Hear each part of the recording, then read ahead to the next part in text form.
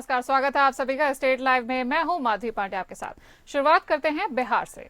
मुख्यमंत्री नीतीश कुमार ने प्रगति यात्रा के क्रम में नवादा जिले के रजौली प्रखंड के बहादुरपुर ग्राम पंचायत के करीगांव ग्राम में बने कृषि फार्म में आयोजित कार्यक्रम स्थल से 211.96 करोड़ की कुल 202 विकासात्मक योजनाओं का रिमोट के माध्यम से उद्घाटन एवं शिलान्यास किया।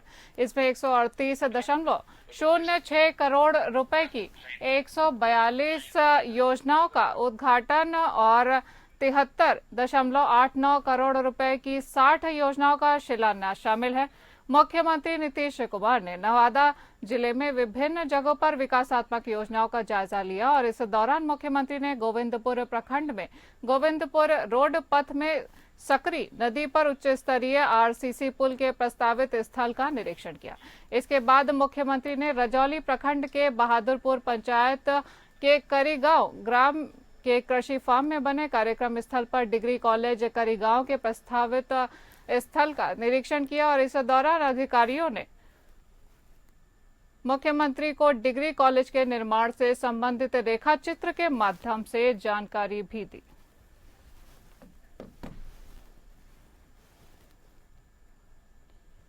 जनता दल यूनाइटेड के मुख्य प्रवक्ता बिहार विधान परिषद सदस्य नीरज कुमार और जदयू नेता अजित पटेल ने एक संयुक्त प्रेस कॉन्फ्रेंस आयोजित कर प्रशांत किशोर की राजनीतिक गतिविधियों, जनसुराज और उसकी कार्यप्रणाली पर गंभीर संदेह जताया है। नीरज कुमार ने कहा कि जनसुराज पार्टी में राष्ट्रीय अध्यक्ष का चेहरा तक सामने नहीं आता। प्रशांत किशोर स्वयं को पार्टी का संरक्षक बताते हैं, लेकिन चुनाव आयोग के दस्तावेजों में उनका नाम दर्ज तक नहीं है। इससे पार्टी के वास्तविक नेतृत्व और नियंत्रण को लेकर भ्रम की स्थिति बनी हुई है। 53 लाख और डोनेशन दे रहा है Ram Setu infrastructure private limited 14 crore. ये कौन घालमेल है? ये वित्तीय हेराफेरी नहीं है तो क्या है? और हम आपसे और कितना जालसाजी है समझिए, लेकिन हम लोग की पैनी निगाह रहती है, पकड़े जाते हैं। अब देखिए क्या लिखता है। कंपनी का नाम निदेशक तो आपको बतौबे किए, कंपनी का नाम बदल देता है। इतना चालू चीज है ये, जिसका कोई हिसाब नहीं है। इंफ्रास्ट्रक्चर को इंफ्राटेक कर देता है। शब्दों की बाजीगरी करते हैं प्रशांत किशोर, लेकिन ये बिहार है, ये धंधा वाला राज्य नहीं है। इनकी चालबाजी इसमें पकड़ी जाती है और कंपनी का जो CIN नंबर है वो एक ही है। के मुजफ्फरपुर में जदयू विधायक अशोक चौधरी के एक कार्यक्रम में जमकर बवाल हुआ। इतना ही नहीं, जदयू विधायक के साथ धक्का मुक्की भी की गई, जिसके बाद कुछ समय के लिए पूरे कार्यक्रम में अफरा तफरी का माहौल बन गया। ये मामला सकरा विधानसभा क्षेत्र के बाजितपुर अशोक गांव का है, जहां जदयू विधायक अशोक चौधरी ने मंदिर निर्माण में चंदा देने के लिए पहुंचे थे। जेडीयू विधायक एक मंदिर के निर्माण कार्यक्रम में पहुंचे थे और कार्यक्रम को संबोधित कर रहे थे। उसी समय कुछ युवक हंगामा करने लग गए और इतना ही नहीं, इन युवकों ने जदयू विधायक के साथ धक्का मुक्की भी की। इसके बाद विधायक के अशोक चौधरी के अंगरक्षक के द्वारा हंगामा कर रहे युवक की पिटाई भी की गई। अब पिटाई का यह वीडियो सोशल मीडिया पर वायरल हो रहा है और लोग कई तरह के सवाल भी उठा रहे हैं।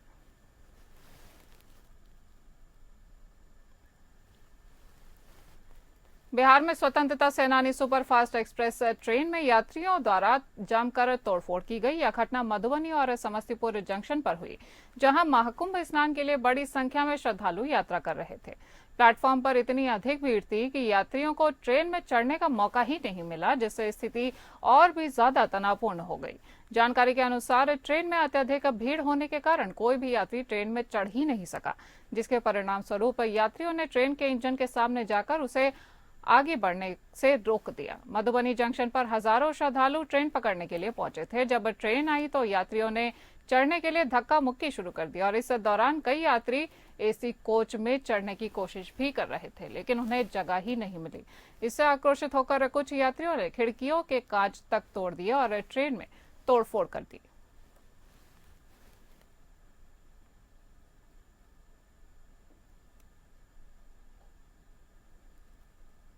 आपको बता दें कि कुछ यात्रियों ने गुस्से में आकर एसी बोगियों की खिड़कियों को भी तोड़ दिया और घटना के बाद आरपीएफ ने 2 लोगों को हिरासत में ले लिया है। स्टेशन प्रशासन ने कहा है कि वे इस मामले की जांच करेंगे और भविष्य में ऐसी घटनाओं से बचने के लिए उचित कदम भी उठाएंगे।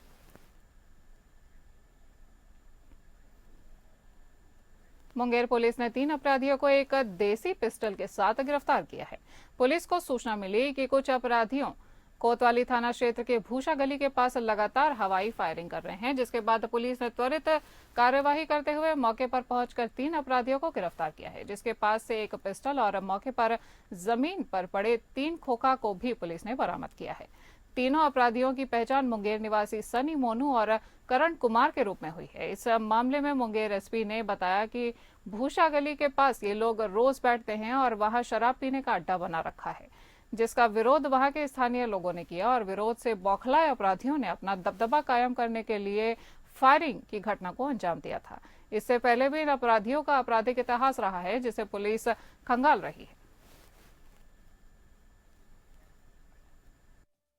सूचना मिली कि कल शाम को कोतवाली थाना अंतर्गत बेकापुर में कुछ असामाजिक तत्व के द्वारा फायरिंग किया गया है और सूचना मिलते ही हम लोगों का जो क्यूआरटी टीम है, थाना का टीम है, मौके पे पहुंचा और मौके से ही 3 व्यक्ति को गिरफ्तार किया गया, जिसके पास से जो फायरिंग किया गया था हथियार वो भी बरामद हुआ है और 3 खोखा भी बरामद हुआ है घटनास्थल से। 2 बाइक भी जब्त की गई है जो कि घटना में प्रयोग किया गया था। ये 3 जो लड़का है, ये एक का नाम है सन्नी कुमार, एक मोनू कुमार और एक करण कुमार। तीनों एक बड़ी बाजार का रहने वाला है और 2 शादीपुर कोतवाली क्षेत्र के ही रहने वाले हैं। इन लोगों का आपराधिक इतिहास भी है, कई बार ये लोग जेल भी पहले गए हैं और ये जब वहाँ के मोहल्ले के कुछ ग्रामीणों के साथ इन लोगों का कुछ बहस हुआ और बहस के बाद जो है इन लोगों ने अपना दबदबा बनाने के लिए वहाँ पे फायरिंग किया। तो जैसी पुलिस सूचना मिली तो इमीडिएट हम लोग की टीम वहाँ पे गई, इन लोगों को घटनास्थल से गिरफ्तार किया गया। बात करेंगे झारखंड की। फुसरो नगर परिषद कार्यपालक पदाधिकारी को एक मांग पत्र सौंपा गया है। युवा व्यवसायी संघ के अध्यक्ष वैभव चौरसिया ने नगर परिषद के ईओ से फुसरो में फुटपाथ दुकानदारों को हटाने से पहले उनके पुनर्वास की व्यवस्था सुनिश्चित करने को कहा है। इसे लेकर उन्होंने नगर परिषद के अधिकारियों से बात भी की। वैभव चौरसिया ने कहा कि क्या फुसरो में फुटपाथ दुकानदारों को जीने का अधिकार नहीं है? वे अपने बच्चों का आखिर पालन पोषण कैसे करेंगे? अतिक्रमण हटे, लेकिन ऐसे छोटे दुकानदार जिनकी जीविका फुटपाथ पर चल रही है उनको पुनर्वास भी दिया जाए। बाजार में नगर परिषद के अतिक्रमण का बुलडोजर ना चल जाए, इसके चलते उनका पूरा परिवार डरा सहमा और बेचैन है। इस चिंता से परेशान फुटकर विक्रेता और उनके सगे संबंधी फुसरो नगर परिषद कार्यालय पहुंचे और इधर नगर परिषद के कार्यपालक पदाधिकारी ने साफ किया कि ऐसी कोई बात नहीं है, बल्कि एक अफवाह फैलाई जा रही है जिसका सच्चाई से कोई वास्ता नहीं है। उन्होंने बताया कि इस मसले को मिल बैठकर सुलझाया जा सकता है। हम लोग का मांग था कि जितने भी फुटपाथ दुकानदार है पहले बसाने का काम करे, फिर उनको उजाड़ने का काम करे। और उजाड़ने का किसी का अधिकार नहीं है जब तक उनको रोजगार बसाए का स्रोत न दें। और अभी ईओ साहब से बहुत अच्छा वार्ता हुआ है और उन्होंने कहा कोई नहीं उजड़ेंगे और सबका आई कार्ड पहले से भी बना हुआ है, जिनका नहीं बना हुआ है वो फिर से बन जाएगा। और इन लोग को एक जगह चिन्हित करके 2-3 जगह देंगे, उसमें व्यवसायी लोग अपने से बताएंगे कि हम किस जगह पे रहेंगे, वहाँ पे उनको जगह दिया जाएगा, सबको इक्वल जगह दिया जाएगा। चतरा में 14 जनवरी को शहर के बाजार टांड इलाके में घटित मुकेश सोनी गोलीकांड का पुलिस ने खुलासा कर दिया है। मामले में एसडीपीओ संदीप सुमन के नेतृत्व में गठित सदर थाना की स्पेशल टीम ने बड़ी कार्यवाही करते हुए घटना में शामिल पेशेवर अपराधी प्रिंस यादव उर्फ प्रिंस कुमार को धर दबोचा है। साथ ही घटना में प्रयुक्त देसी मेड पिस्टल और टीवीएस अपाचे मोटरसाइकिल समेत मोबाइल फोन भी जब्त किया गया है। हालांकि घटना में शामिल 2 अन्य अपराधी अभी भी पुलिस की पहुंच से दूर हैं, जिसकी गिरफ्तारी को लेकर सभी संभावित ठिकानों पर पुलिस निरंतर छापेमारी अभियान चला रही है। गौरतलब है कि गोली कांड में घायल मुकेश सोनी का भी पुराना आपराधिक इतिहास है और कुछ दिन पूर्व ही वह भी सदर थाने के एक मामले में बेल पर जेल से बाहर निकला था। जेल से निकलने के बाद उसने गिरफ्तार अपराधी प्रिंस यादव उर्फ प्रिंस कुमार व उसके गिरोह में शामिल अन्य अपराध कर्मियों पर फायरिंग की थी। इसी को लेकर पुरानी रंजिश और इलाके में वर्चस्व को लेकर प्रिंस यादव उर्फ प्रिंस कुमार और उसके साथियों के द्वारा मुकेश सोनी के घर के बाहर फायरिंग और गोलीबारी कांड को अंजाम दिया गया था।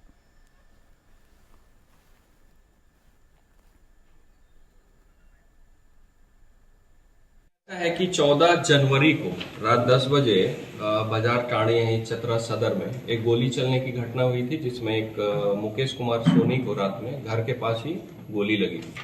उसी सूचना में एक एसआईटी का गठन हमारे द्वारा किया गया था, जिसका नेतृत्व सदर एसडीपीओ संदीप सुमन कर रहे थे। और उसी के आगे इन्वेस्टिगेशन में जैसा जो सूचना प्राप्त हुआ था कि मुकेश सोनी को गोली लगी है, और त्वरित कार्रवाई करते हुए पुलिस उसमें अनुसंधान में लग गई। अनुसंधान के क्रम में ही वो गोली चलाने वाला अपराधी हम लोग के द्वारा वो पकड़ा गया एसआईटी टीम के द्वारा, और वो हत्या में जो प्रयुक्त पिस्टल था उसकी जब्ती की गई है, और मोटरसाइकिल जो यूज हुआ था उसकी भी जब्ती की गई। बात करेंगे हरियाणा की। अंतर्राष्ट्रीय सूरजकुंड मेला प्रांगण में इस बार थीम स्टेट ओडिशा और मध्य प्रदेश के हस्तशिल्पी अपना नायाब क्राफ्ट लेकर आए हुए हैं, जिन्हें दर्शक जहां पसंद कर रहे हैं तो वहीं जमकर खरीदारी भी कर रहे हैं। ताड़ के पत्तों पर उकेरी गई उड़ीसा की पटचिला चित्रकला सभी मेल दर्शकों को आकर्षित कर रही है। उड़ीसा से इस कला को लेकर आए क्राफ्टमैन नरेश साहू ने बताया कि यह कला लगभग 200 वर्ष पुरानी है और धार्मिक थीम के ऊपर ताड़ के पत्तों पर सुई के माध्यम से ये चित्रकारी की जाती है, जिसे पट चित्रकला कहते हैं। उन्होंने बताया कि इस बार वह मेले में रामायण थीम की चित्रकला लेकर आए हैं, जिसमें पूरी रामायण का वर्णन किया गया है और इसकी कीमत 2,20,000 रुपए है। वहीं मेला में दर्शक भी जहां खूब पसंद कर रहे हैं और उनकी खरीदारी भी कर रहे हैं। उनके स्टॉल पर 50 रुपए से लेकर 2,20,000 रुपए की कीमत तक की पेंटिंग्स उपलब्ध है।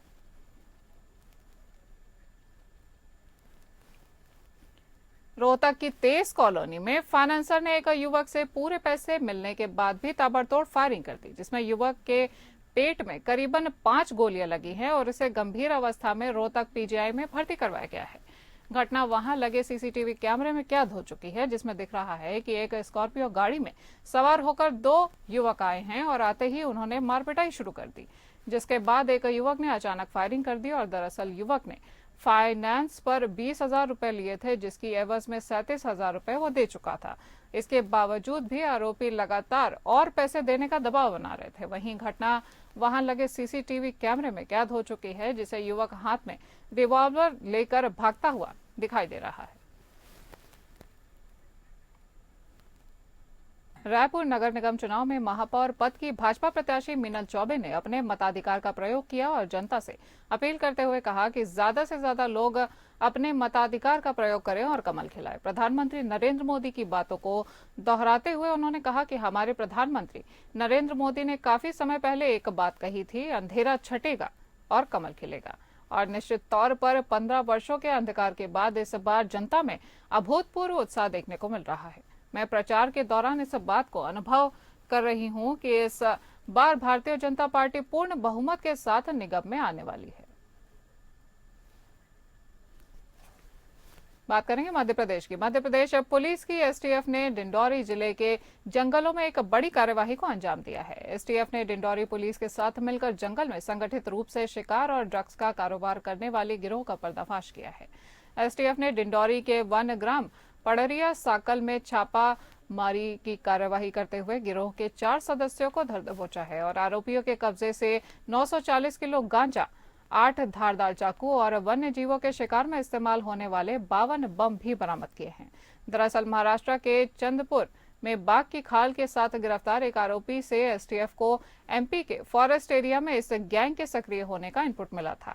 इस सूचना पर एमपी एसटीएफ बीती 31 जनवरी से सर्चिंग में जुटी थी और एसटीएफ की 5 टीमें बीते 10 दिनों से जबलपुर, कटनी, मंडला और डिंडौरी के जंगलों में सर्चिंग ऑपरेशन चला रही थी। इस बीच एसटीएफ को डिंडौरी के जंगलों में इस गैंग के होने की सूचना मिली और सूचना पर 1 ग्राम पड़रिया साकल में छापामार कार्यवाही की गई।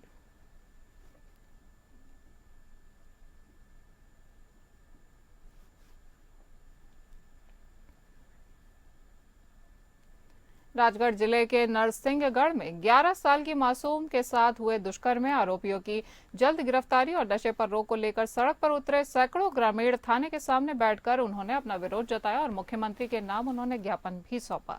दरअसल 11 वर्षीय बालिका के साथ ज्यादती के विरोध में नरसिंहगढ़ में लगातार विरोध प्रदर्शन देखने को मिल रहा है। इसी क्रम में नरसिंहगढ़ के समीप के गांव गदिया शंकरपुरा बांडरी, चारपुरा और मोहनपुरा के ग्रामीणों ने सैकड़ों की तादाद में हाथ में तख्ती लेकर नगर की सड़कों पर उतरकर दुष्कर्म की घटना पर अपना विरोध जताया और मुख्यमंत्री के नाम ज्ञापन भी सौंपा।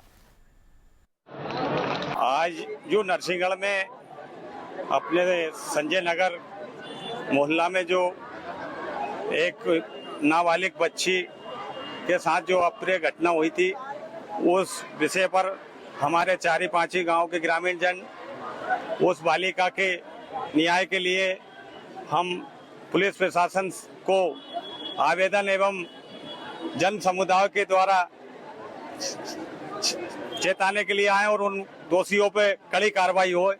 इसलिए हमारे सभी माता बहनें एवं ग्रामीण जन सब एक साथ होकर वहां से 5 किलोमीटर पैदल चलकर नरसिंहगढ़ तक आए हैं और प्रशासन से भी हमारा अनुरोध है कि इस घटना में जो भी दोषी हों उन्हें जल्द से जल्द पकड़ा जाए और उन पर कठोर कार्रवाई की जाए। जबलपुर जिले के करीब सिहोरा में एक ट्रैवलर और ट्रक के बीच जोरदार टक्कर हो गई। इसमें ट्रैवलर में सवार 7 लोगों की मृत्यु हो चुकी है और जानकारी सामने आ रही है कि हादसे में कुछ लोग घायल हो गए हैं, जिन्हें इलाज के लिए अस्पताल भेजा गया है। ट्रैवलर में सवार लोग आंध्र प्रदेश के बताए जा रहे हैं, जो प्रयागराज महाकुंभ से वापस लौट रहे थे। तभी सिहोरा के करीब उनका वाहन एक तेज रफ्तार ट्रक से टकरा गया और हादसे में ट्रैवलर बुरी तरह से क्षतिग्रस्त हो चुका है। दुर्घटना नेशनल हाईवे 7 पर सिहोरा के पास हुई है और ट्रैवलर में सवार सभी लोग आंध्र प्रदेश से कुंभ स्नान के लिए प्रयागराज गए थे। वहां से लौटते समय यह हादसा हो गया। जानकारी के अनुसार ट्रक जबलपुर से पुट्टी लेकर कटनी की ओर जा रहा था। सुबह लगभग 8:45 पर सिहोरा के ग्राम मोहला बारगी के पास ट्रक का टायर अचानक फटा और इसके बाद वह एक कार को टक्कर मारते हुए रॉन्ग साइड पर पहुंच गया।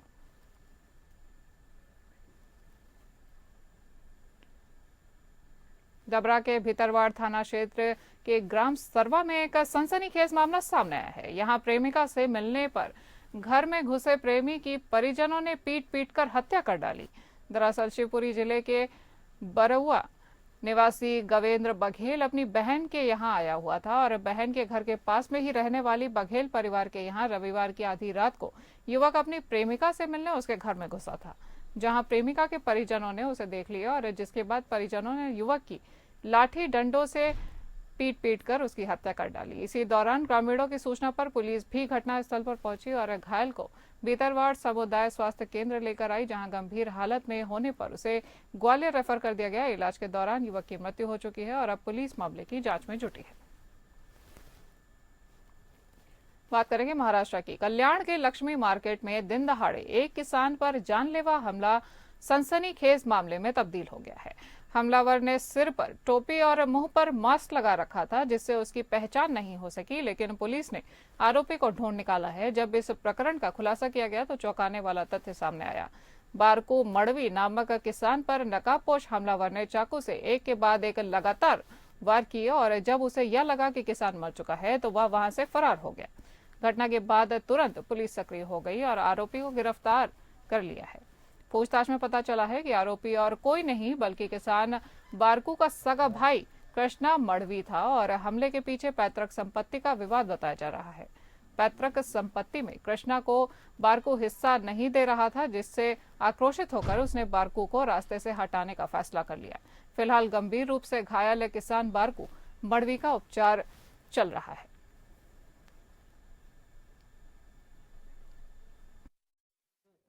महात्मा फुले पुलिस स्टेशन कल्याण के हद में 6/2/2025 को सवेरे 5 बजे के दरमियान एक बारकू राजाराम मड़वी इनके ऊपर कोई अज्ञात इसम ने हमला करके जख्मी किया उनको। इस सिलसिले में हमने महात्मा फुले में गुना दाखिल किया। महात्मा फुले के वरिष्ठ पुलिस निरीक्षक श्री साबड़े साहब इन्होंने उनकी टीम के साथ इसका इन्वेस्टिगेशन शुरू किया और उनके इन्वेस्टिगेशन में कुछ उनको क्लू मिले। क्लू में उनको सीसी फुटेज और कुछ टेक्निकल एनालिसिस करते हुए वो आरोपी ये जख्मी का भाई है ऐसा निष्पन्न हुआ और उसको हमने आज ताबे में लेके ये गुने में अटक भी किया है और उसने गुनाह कबूल भी किया है। बात करेंगे उत्तर प्रदेश की। अब खबर जनपद चंदौली से है, जहां पड़ाव गोधना मोड़ बाईपास तक हो रहे 6 लेन सड़क के चौड़ाईकरण के दौरान मुगल सराय की नई बस्ती स्थित गुरुद्वारा के समीप से काली मंदिर तक 4 लेन किए जाने को लेकर 6 लेन की मांग कर रहे लोगों का आंदोलन अब थमने का नाम नहीं ले रहा है। पूर्व निर्धारित कार्यक्रम के अनुसार 6 लेन के लिए सत्याग्रह चला रहे आंदोलनकारियों ने शासन प्रशासन के लाख दबाव के बावजूद भी ताली थाली और घंटी बजाकर पीडब्ल्यूडी कार्यालय पर जमकर प्रदर्शन किया और नारेबाजी करते हुए अपनी आवाज बुलंद की। इस दौरान आंदोलन का नेतृत्व कर रहे एडवोकेट संतोष पाठक, एडवोकेट दुर्गेश पांडे और अन्य कार्यकर्ताओं ने मौके पर पहुंचे एसडीएम क्षेत्राधिकारी और पीडब्ल्यूडी के अधिकारियों से वार्तालाप किया और वार्तालाप के दौरान हुई तीखी नोकझोंक के बीच अपनी मांगों को रखते हुए कहा कि किसी भी कीमत पर हम लोग 4 लेन बर्दाश्त नहीं करेंगे, क्योंकि पीडब्ल्यूडी की जमीन पर अतिक्रमणकारी दुकानदार कब्जा किए हुए हैं और उन्हीं अतिक्रमणकारी चंद दुकानदारों को बचाने के लिए मुगलसराय विधायक और पीडब्ल्यूडी की मिलीभगत से न सिर्फ 1 किलोमीटर तक सड़क को 4 लेन किया जा रहा है, बल्कि करोड़ों रुपए का घोटाला भी किया जा रहा है, जो किसी भी तरह से उचित नहीं है। ऐसे में लोगों ने किसी भी हालत में 6 लेन से इतर स्वीकार नहीं करने की ठानी है।